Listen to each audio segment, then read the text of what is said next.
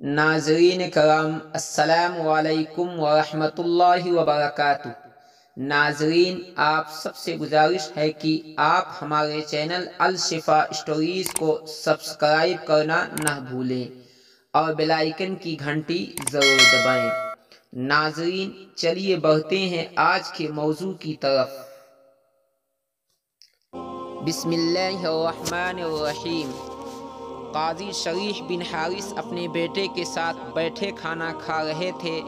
बेटे ने कहा, अब्बा जान, मेरा कुछ लोगों से झगड़ा है। मैं आपसे मशवरा करना चाहता हूँ कि अगर मैं हक़ पर हूँ तो मुकदमा आपकी अदालत में पेश करूँ और आप इंसाफ के तकाज़े मद्देनज़र रखते हुए मेरे हक़ में फ़ैसला कर दें। और अगर आप ये समझते हैं कि मेरा मौक़ूफ़ कमज़ोर है और मैं गलती पर हूँ तो फिर मैं सिरे से ये मुकदमा पेश ही नहीं करूँगा, बल्कि अभी उन लोगों के पास जाकर किसी तरीक़े से सुलह कर लेता हूँ। वालिद ने दरियाफ्त किया, बताओ बेटा, क्या हुआ है उन लोगों से? बेटे ने तफसील बताई। काजी शरीफ फरमाने लगे, तुम पहली फुर्सत में मुकदमा मेरी अदालत में पेश करो।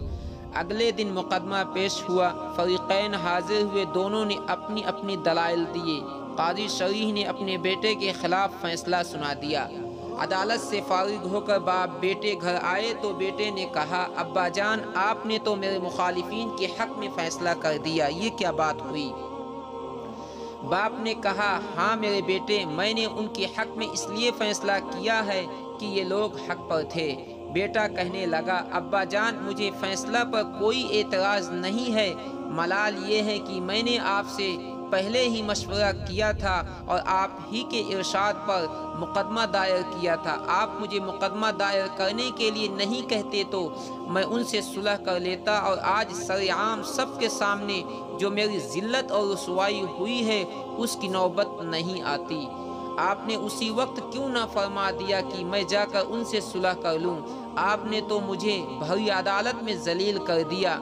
काजी शरीह ने फरमाया, मेरे बेटे, अल्लाह की कसम, तुम मुझे दुनिया जहां से ज़्यादा अजीज़ हो, मगर अल्लाह ताला तुमसे ज़्यादा अजीज़ तर और महबूब है।